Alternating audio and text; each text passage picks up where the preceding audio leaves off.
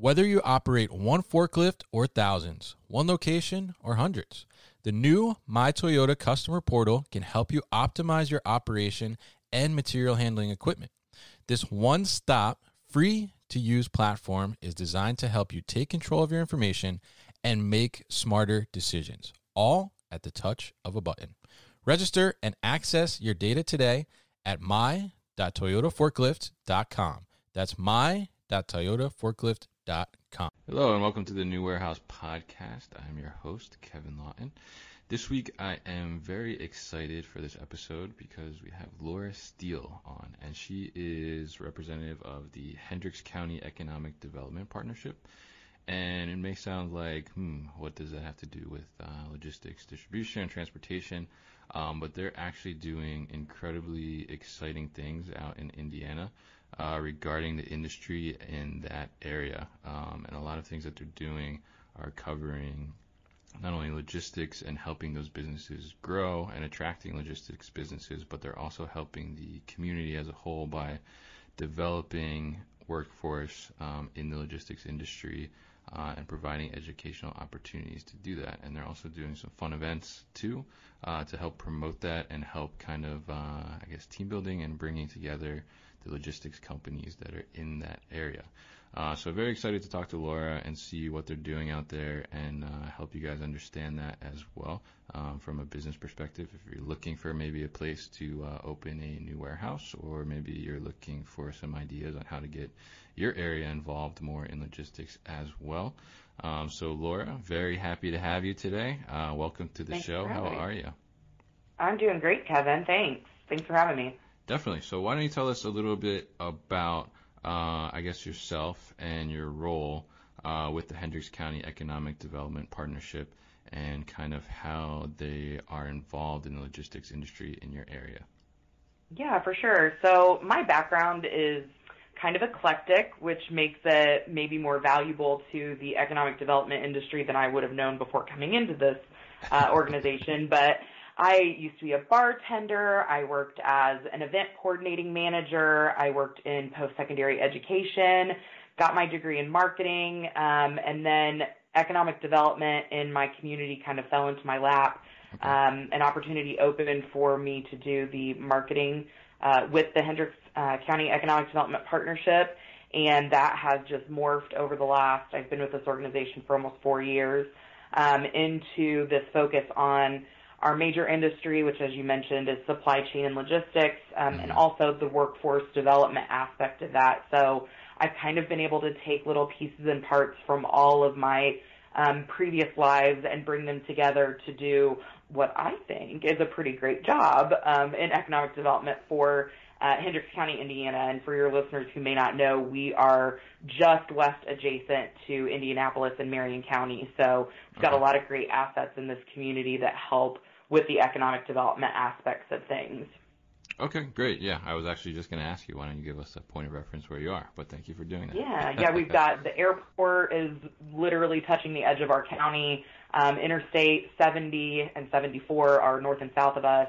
Okay. And then we've got the 465 loop that makes us the Circle City, is connecting our 70 and 74 interstates. So we're primely located. As my executive director likes to say, we're a little bit like Mesopotamia in the sense that we have the Tigris and the Euphrates to the north and south of us, which just makes us prime for growth. So Definitely. And I saw that on the website too. I guess you guys have some pretty good access to rail as well. We do. We have a CSX hump yard that's in Avon, which is kind of the center largest community that we have in Hendricks County. So that's a great asset. Definitely. So why do you think that that area has become such a hub for logistics? I think I saw that you guys have something like 42 million square feet of distribution space in that area. Yeah, and that's really grown. I think it's about 45 or 47 million now, and we've got 10 speculative buildings being built. When I first started all of this work with the workforce development side of logistics, I think our private industry percentage for supply chain and logistics was about 16% of our private industry, and now it's up to 20%. So that's grown massively even over the last 3.5, 4 years. So I think a lot of it really does have to do with what we just listed. We've got the interstate access, we've got the rail yard. We are in extremely close proximity to the airport. We have the second largest FedEx hub in the nation, just behind Memphis. We also, people don't really think about this as much, but we do have 2 major ports close by. Northern and southern Indiana both have some pretty great ports. So, it only takes about 2 to 3 hours to get access to the water as well. So, we really, when we talk about being the crossroads of America, until we get something like a road in the sky that's not an airplane, we've got it all. So I think that's really one of the major things that gives us such a huge asset for the industry. And we're within a 24-hour distance of like 85 or 90% of the country. So that's pretty great too. Yeah, I saw the little map you guys have there of transit times on your website, which is really useful, definitely. Yeah, for sure. Yeah, so I guess one of the things, so looking at your area, obviously it seems like you guys in the area have embraced this like boom in distribution centers and logistics companies. But, I know where I'm at in New Jersey, obviously, we are in a place where we have lots of ports, close to New York City, other major cities as well. So, there is like a huge boom of distribution centers here as well. But I noticed that from living here and being involved in community and stuff like that, there's some resistance and some, I guess, contention between residents and where they're putting warehouses and that kind of thing. But, it sounds like you guys have really kind of embraced the community as well to kind of develop that workforce from within the community, which is a great thing. So how would you suggest that people that are involved in the logistics or supply chain industry are kind of in this position, how do you work with your local economic development committees or, work with local stakeholders to kind of develop these relationships to, embrace it as you guys have done and help that sector of business grow for those areas? Well, I think first it's important to note that we're not unlike a lot of communities. We do come up against some resistance to the industry, but we've always seen that as opportunity to better engage community members.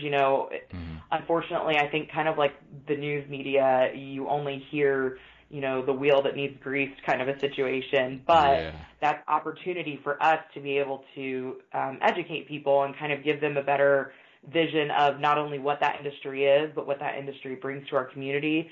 So we talk a lot about supporting supply chain logistics because, number one, we embrace our assets and we understand that we can't fight the natural growth that occurs from being where we are and who we are. Yeah. And so if you don't embrace that and support it, the likelihood of your economy tanking is much higher. In the 2008 recession, before I was around in this organization, I was still alive. I'm pretty young, but I wasn't that, I'm not that young. We always talked about Hendricks County really, we thrived through that because we had such a strong industry and we had such support for that industry.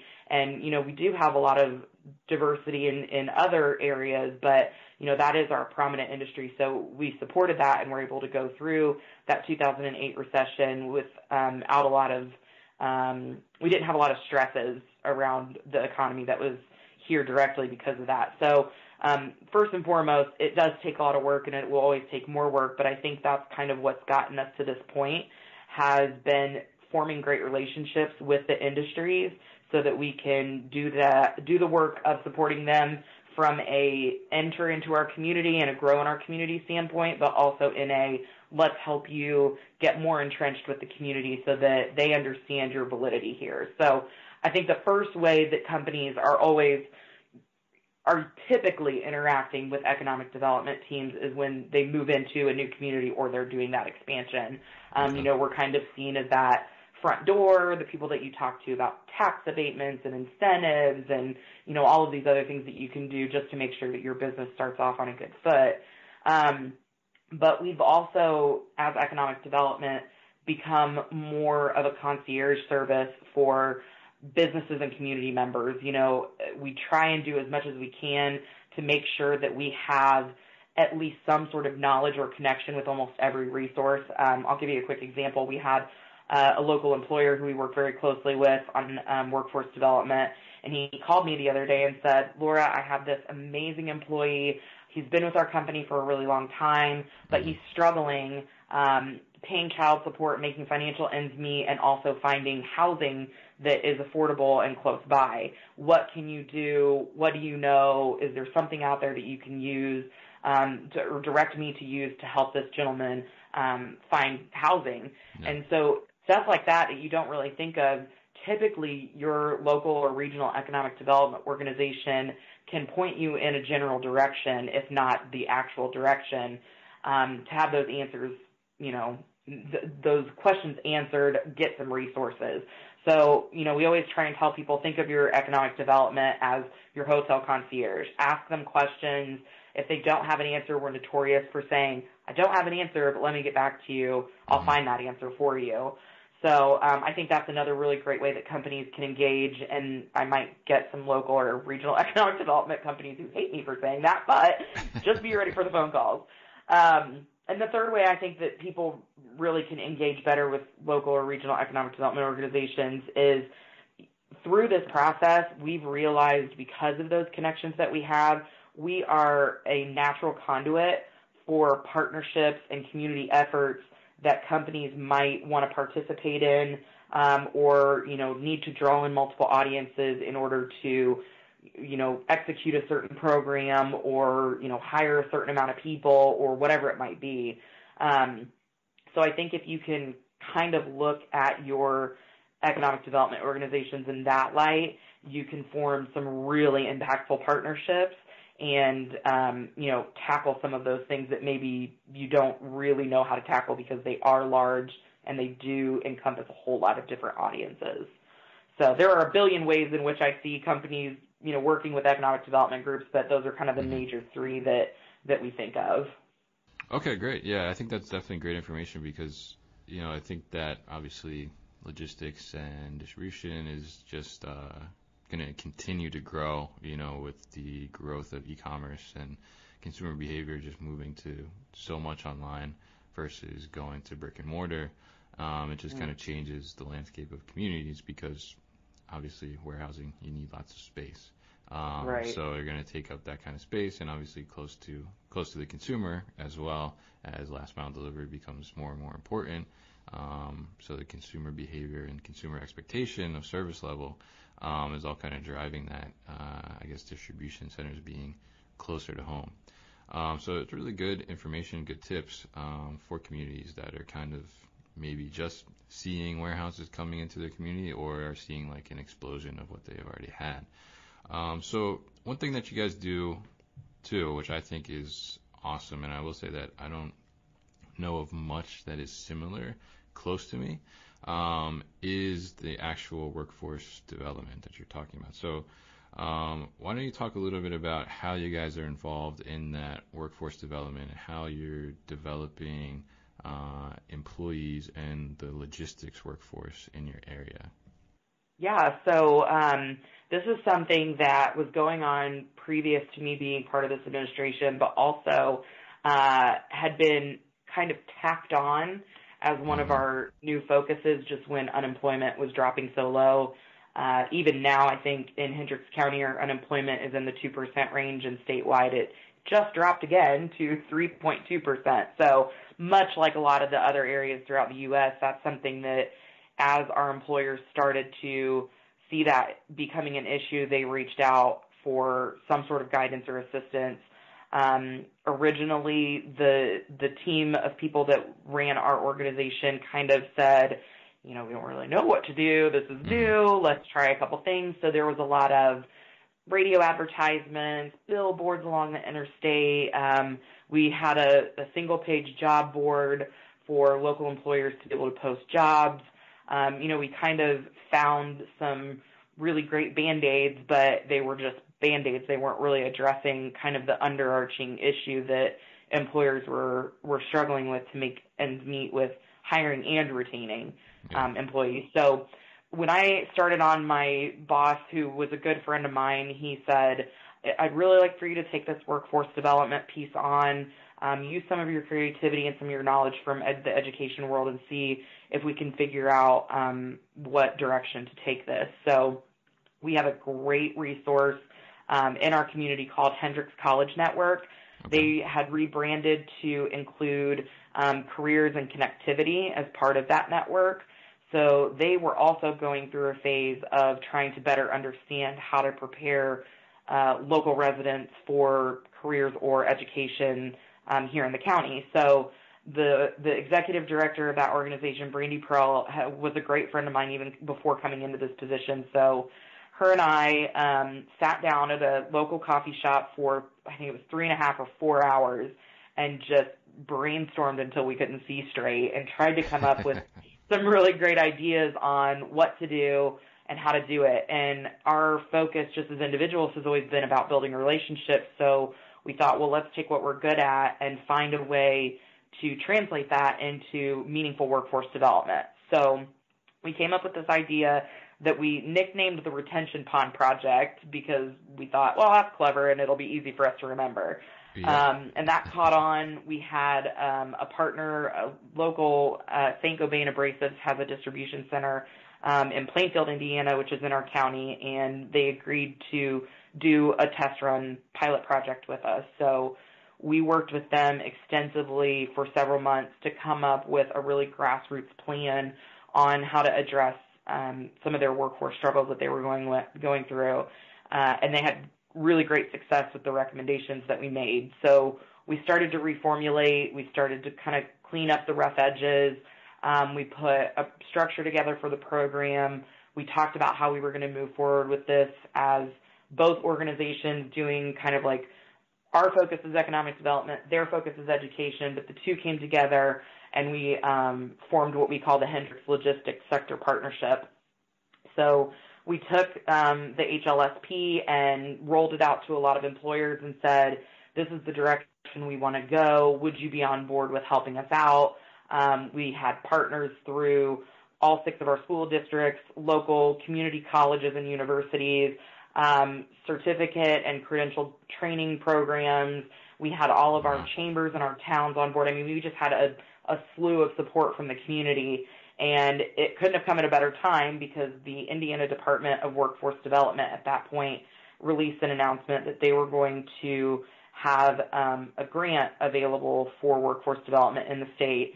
And we thought, well, we're doing this no matter what. We might as well see if we can get some free money out of it. So we applied for it was the Skill Up Indiana round 3. They had done 2 previous rounds with much smaller pockets of money, but round 3, they had 96 applicants, which is every single county in Indiana and more, apply. Out of those 96, they reduced it to, I think it was like 42. And then of the 42, they chose 11, and we just happened to be one of the 11 applicants. So, yeah, I'm pretty sure that there was a lot of deep sighs of relief and intense looking for like a beer or a bottle of wine or something after all that. It was stressful, but it was great work. We got a lot of wrinkles ironed out during that process, and we were able to hit the ground running in February of 2018 with over $600,000 in our pockets to work on this project. So our focus was always about trust and transparency between us and our partners, and about really kind of dismantling this idea that when unemployment is this low, there's no way you can be fully staffed. Mm-hmm. And to date, we've had some really great successes and have some pretty awesome employers in our community who, you know, like to shout it from the rooftops, the success that they've had. So it was really just kind of like a whirlwind of perfect circumstances and situations and timing that all came together, and we were very fortunate to be able to kind of move forward with that program in the way that we have. We'll be back after a quick break. You hear a lot about supply chains these days, because if the past couple years have taught us anything, it's that an efficient, well-managed supply chain is absolutely critical to keeping businesses successful and consumers happy. I'm Will Haywood, and I host a podcast called All Business, No Boundaries, where we talk about supply chains, how they work, what happens when they don't, and the innovations that are redefining what's possible in the world of logistics. Join me for insightful interviews with thought leaders and industry experts. We discuss how optimizing supply chains can break down the barriers that are holding businesses back. That's All Business, No Boundaries by DHL Supply Chain. Listen and subscribe wherever you get your podcasts. Yeah, that's awesome. I love that you guys did that, and I love that it's in place and you've kind of proved that it's working. Because I know, like, in my area, and like I work as operations manager too, it's difficult. You mentioned, retention of employees. It is difficult to it's difficult to find very skilled employees in warehousing that are not already making a high wage somewhere else. And then be able to kind of compete in terms of pay, especially when you're working for like a smaller company and you have like huge, Amazon facilities right by you, because they're paying a lot more. And the issue is that people will come and maybe they have some kind of issue, or maybe they're just not necessarily that reliable of an employee. And the thing is that there's less of a care, I think, from the employee pool, because there's a warehouse like right next door that they could probably go into and get another job like in a couple days. So yeah, it's really difficult to retain employees. But having more of a development of that workforce and kind of giving them the, I guess, tools of the trade, so to speak, I think is a big thing, because then you have somebody that's coming in and their skills have been developed and kind of proven in a sense. So you're willing to give them that little more competitive pay instead of, you have somebody, I've had people come in, they say, oh yeah, I have forklift experience in this and that, and then, they come in and they ask you like, oh, how does this forklift work again? And you're kind of like, didn't you say you used to do this? Yeah, wait a minute. You mean you didn't know that it drives sideways while you're looking forward, or vice versa? Yeah. So being able to have like that workforce is really an awesome thing. And when we look at areas, and I can imagine in your area it sounds similar to the amount of warehousing that I have in my area. It's we have an Amazon building. They have like 1,000 employees in it. So it's like, if you have this huge workforce that you can develop and kind of, make those key ones, really developed and solidify their skill set, it really helps the companies, I imagine, for sure. So what types of like training and, I guess, certifications are you giving to the employees that go through these programs? So this is super cool and kind of ties into what you're just saying. When we first sat down with employers, we heard, and I'm sure a lot of your listeners hear this or say this, which shame on you guys if you do, but we heard a lot of our employers saying things like, I don't know why I can't hire entry-level people. I just need somebody who can fog a mirror or pass a drug test or with a pulse or whatever it might be. And we were like, man, if this was like a first date and I walked in and somebody just like grabbed my arm and was like, oh, cool, I can feel a pulse, this will be great, I'd be like, I'm going to leave now. This isn't really what I'm looking for. Yeah, well, that's part of the problem, because that's like the kind of the Amazon mindset, the churn and burn kind of thing. And and that costs. That creates a lot of problems. It does. It costs a lot of money. It costs a lot of time.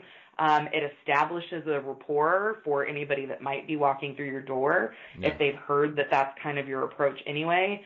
So oddly enough, the very first series of trainings that we started doing wasn't for entry-level employees, wasn't for unemployed people who needed a skill set.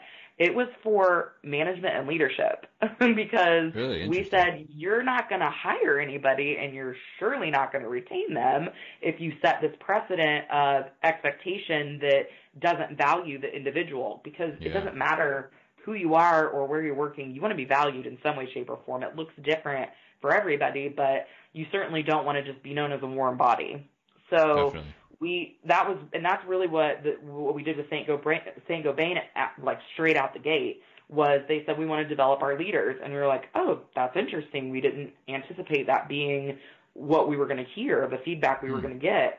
And then when they had such great success with their initial program, we started sharing that story with other employers, and they were like, okay, well, we'll try it. And so one by one, we added employers who went through, team lead essentials that kind of helped bring up that not necessarily entry, but close to entry-level employee, and empowered them and gave them skills to want to lead and be a better contributor to the company. We did training like emotional quotient for high-level leaders who didn't necessarily understand how to speak during, conflict, or how to address an employee that previously maybe didn't feel like they had any value. So there was a lot of that happened originally, and still goes on. That's still probably one of our more popular trainings that we offer. But we've partnered with local universities. Vincennes University in Southern Indiana has a logistics training and education center in Plainfield. So we do a lot of work with them on industrial maintenance. We've trained several CDL Class A's through that organization. They've done some team lead work. They have a forklift class and a warehouse essentials class that are quick turnovers. Okay. Ivy Tech Community College is huge in Indiana, and we've partnered with them. They offer things like Six Sigma, green belt, white belt, black belt, lean training. Awesome. They've got all kinds of certifications like that. The list goes on, but I think the important thing that we tried to stress to people is the industry being as broad as it is. We've done everything from English as a second language with focus in logistics and supply chain, all the way up to master's levels courses for an individual who wanted to be able to teach supply chain at one of our local universities. So of the $600,000 that we got through the grant, $385,000 of it was set aside strictly as unencumbered training dollars. So in June, when we did our last major calculations, we had spent $145,000 of that and trained over 200 people. Of the 200 people, there were 177 that referred directly to us from local employers. And then the rest came through community organizations like our local Work One, and some of our local high schools who had students graduating that wanted to get into the industry. So it's exceeded our expectations of what we originally wrote in the grant and our intentions of impact. And so we've still got, about half that money still left, and we have until June of 2020 to spend those remaining dollars. So we're hoping to double that at the very least. Oh, yeah. Yeah, let's spend that money. Yeah. It's shockingly hard in the beginning. It's almost people are like, what's the catch? And then when you prove there is no catch, here they come. Yeah, that's really great to hear, because I think that, the leadership training is a huge thing, because you have some people, that maybe they start out in warehousing, like, just like your background, you didn't really start out trying to go to economic development, but then you kind of came into it. And some people, I think they go into warehousing because, they're looking for the quick job or something, and, warehouses are always in demand, jobs, and then, they end up being really good at it. And a lot of times what you see happening in organizations is because someone is like the best at whatever their job is within the warehouse, whether it's picking or put away, receiving, whatever the case may be, then, it becomes time that, we need a team lead. Well, this person is the best at that function, so let's make them the lead. But they don't necessarily always have those leadership capabilities. So, having something like that program where you can send them to give them some kind of leadership training, and bring them to that next level, I think is really a great thing. And I think that, it's probably, I would imagine, is putting some people further in their career than maybe they had thought they could make it. So, definitely kudos to you guys for doing that. And I think that's really an amazing thing. So I'm curious, like, what the employer's retention has been like since these have started to go in place. I'm sure it's increased, but do you have like any kind of numbers or anything like that? Yeah, so we did back in May an event that we called skills mapping, and that's where we took some of our partners, there is an organization called the Education Workforce Initiative that is here out of one of our local universities. They helped really put some of the framework around the plan for the Hendricks Logistics Sector Partnership. Okay. So as we host meetings throughout these 2 years, they're almost always our facilitator or our technical assistant in the process. So in May of 2018, we did this thing called skills mapping, where we got about a dozen employers in the room and just said, tell us your most in-demand jobs, how many openings you have in those positions currently, what do you anticipate in the next 2 years, what is the general wage range for those, and then what are the skill sets that you require in order to fill those positions. And we created a pathway based on our employers' information that showed how you could work from an entry-level position all the way up to, a C-suite or, an ops manager or a facilities manager, whatever it might be. So we did that. The document we created out of it is really cool looking. It's messaged specifically for individuals who have no idea what's in logistics, so employers can use it to have conversations with current or incoming employees, or guidance counselors in local high schools can use it to talk to their students about careers. So we did that in May of 2018, and then we realized, okay, it's been a year. We want to sit down and do this again and see what's changed. Okay. So in July, we did another event, and we put all of the May information up on walls and broke up our group. We had about 25 in the room this time, which was awesome. We broke up into groups, and we had everybody fill in a blank sheet with the same information, and we compared the two. So what we noticed was originally things like material handler, pick packer, forklift driver, things like that, they had a really high demand. They had anywhere from, I think the lowest we saw people say was like 25 all the way up to 1,000 during peak season, which is terrifying. Yeah. So we went back, and that same position, now they're saying, well, I'm fully staffed, or peak season I might need 125.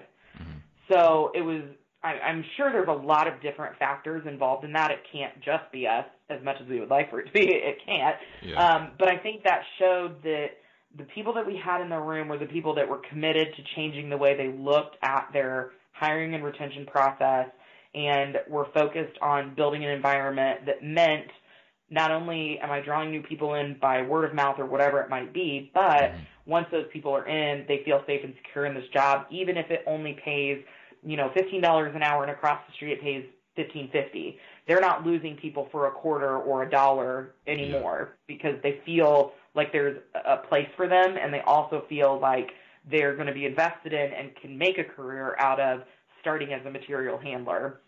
So that was one of the things that we saw straight out the gate. We also saw that the wage range for those positions had increased. So, again, you can make all kinds of assumptions, but we like to assume that when your turnover goes down, your ability for productivity goes up, your margins increase, and now you have money that you can actually pay your employees more if you want to, or invest in new equipment or whatever it might be. Definitely.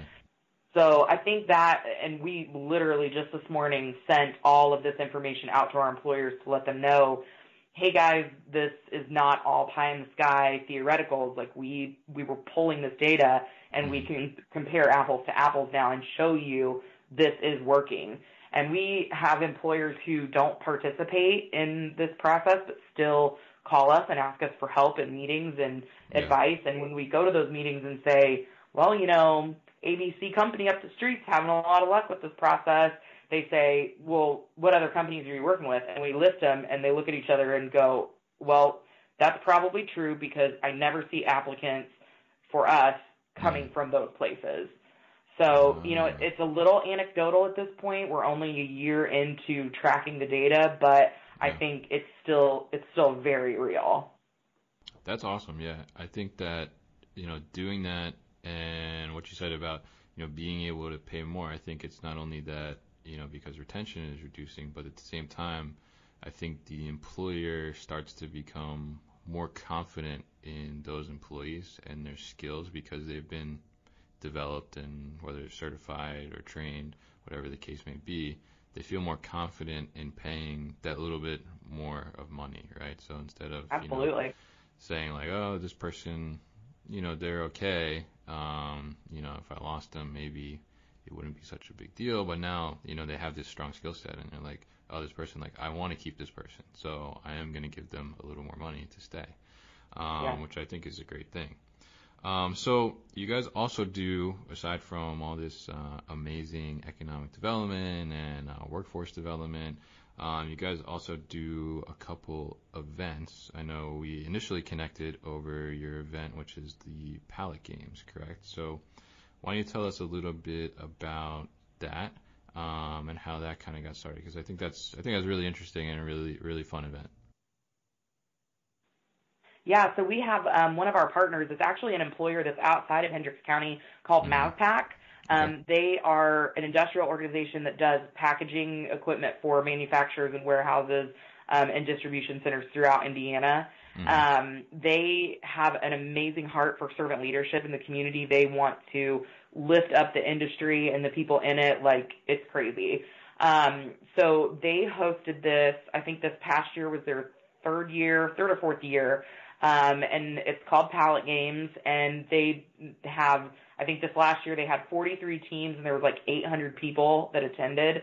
And the event is really all centered around allowing the leadership team to give back to the entry-level employers and encourage teamwork, company culture. They want to celebrate the industry itself and make sure that people feel like it's a valuable career for them. So they do a full day. They serve breakfast. They serve lunch. It's really cool that the leaders and managers and team captains actually hand serve the lunches to the teams, which is pretty cool. So the teams get a chance to kind of relax and hang out. Our organization came in last year for the first time and sponsored a breakout station. So between the games that they play, they have these breakout stations where you can just like chill, or you can, we had an inflatable soccer goal and an inflatable Velcro darts where you kick the ball at a giant Velcro dartboard, which was pretty cool. Okay. So yeah, they try and find ways to just let the teams engage and have a good day. They do pallet puzzle where you like take the boxes and you build up a pallet, and they have a pallet jack relay. They have this thing called Slingshot Alley where you ride this little tricycle around. It's hard to explain. And as a matter of fact, I wrote this down before you called. If you go to YouTube and search Pallet Games 2019 highlight video, they have this awesome video on there that you can see everybody doing all the fun stuff. And the teams, it's ridiculous how much they get into it. Like they build a pallet for their team that's like a sign. So they have awards. They have a DJ there.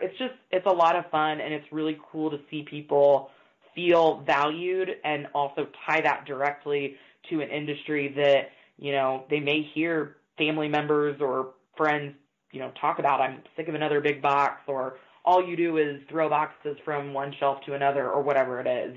It's a chance for them to really feel valued. So it was the perfect fit for us, not only because Mavpack's a partner of ours, but because we have a lot of local employers that participate.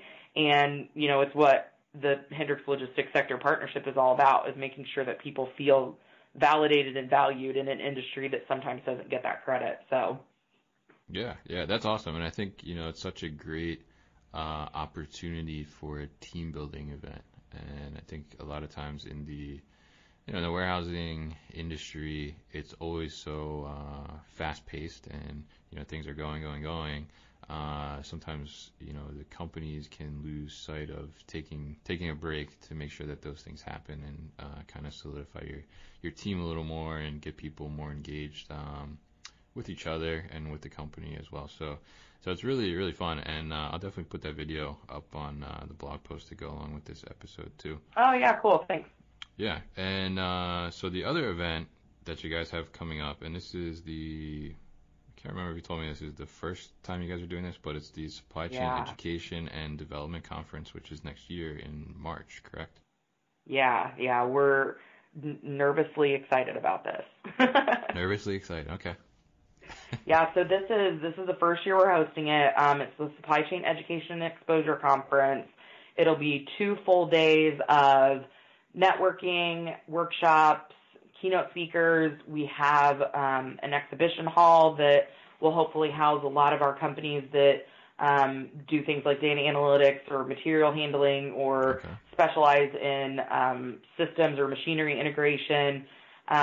So it's really an opportunity to just not only bring suppliers and buyers into the same room, but to create an arena in which everyone, no matter how familiar or unfamiliar you are with the world of supply chain, can get a peek into, the innovation that's happening in the industry.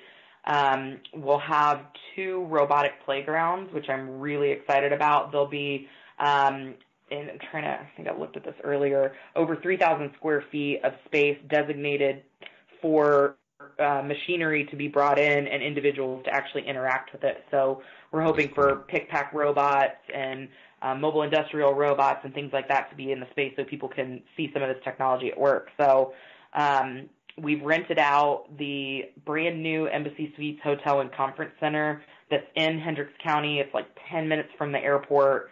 And we're just going to spend 2 days just showing the industry off and getting people connected and excited about careers and jobs and innovation. And I think for me personally as economic development, first of all, I think it's important to stress that I am in no way, shape, or form tech savvy. I don't get it. The 1001 stuff, I'm like, whatever that is, great. But I'm fascinated by it, and I'm really excited about the transformation that it can cause for the industry that supports our community. So being able to bring this conference into Hendricks County so that our employers can say, I don't even have a great warehouse management system. Like, I just need that.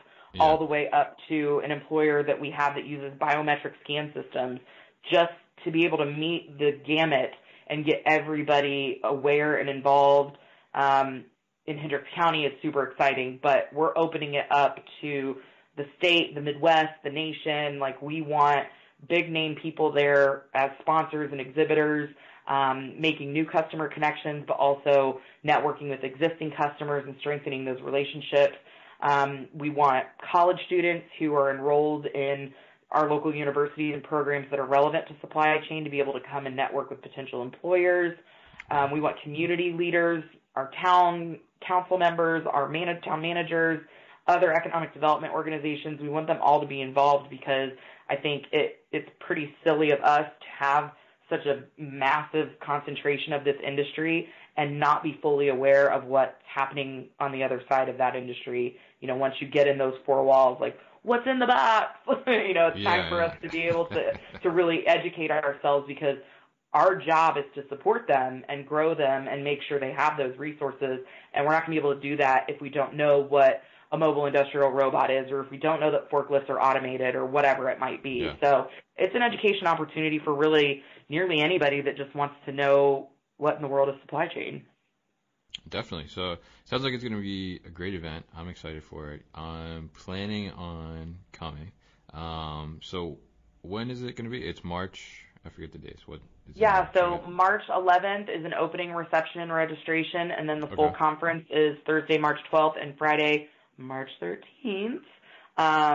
We have our website is live. It's thecseeconference.com. Registration is through Eventbrite, so you could go on Eventbrite and just search for C Conference, and all the information will be on there. We've got information up on the website about how to be a sponsor or an exhibitor. So we'll edit that stuff as we add speakers and workshops and sponsors, but it's all ready to go now. Okay, awesome. Definitely put all that information on the blog as well for people to reach out. And if they're interested in being sponsored or anything, you could reach out to Lora as well. So before we wrap things up, Lora, why don't you tell us a little bit about your tagline, "Don't put me in a box," and where did that come from? We come up with the greatest things late at night or, on the way to work in the morning or whatever it might be. So our group is a group of young women, which is kind of unique, I think, when you're talking these talks, and in the world of economic development, it can be kind of unique too. So we've always had a goal of wanting to make sure that this industry is seen as a place for anybody and everybody. We know it won't be everything to anybody and everybody, but we want it to be an industry that's seen differently. So when we talk to especially young students, high school, college, whatever it might be, we stress that this is an industry that doesn't put you in a box. You know, you're able to be who you are, embrace your talents, embrace your individuality, and really go into an industry that is, I mean, it's very eclectic and very diverse. There are people from all over the world that are involved in this. You know, we always joke that Jack Ryan was in the CIA for logistics, and the most popular transformer was a truck. So, like, it really does span literally all over. So that's kind of like our tagline we like to use when we talk to especially younger students is, you know, don't put me in a box. This is an industry that lets you be yourself and follow your own career path. So that's kind of the foot we lead with. All right, great. So you guys are doing amazing things over there in Hendricks County, and I appreciate it as a logistics professional, and I hope that we can get more things like this throughout the country. So Lora, thank you so much for being on the New Warehouse podcast, and I will definitely put more information about everything we discussed at thenewwarehouse.com. So thanks again. Thank you for listening to this episode. If you want more content from the New Warehouse, check out our new video series called All Hands on LinkedIn. Just search for the New Warehouse on LinkedIn and follow along.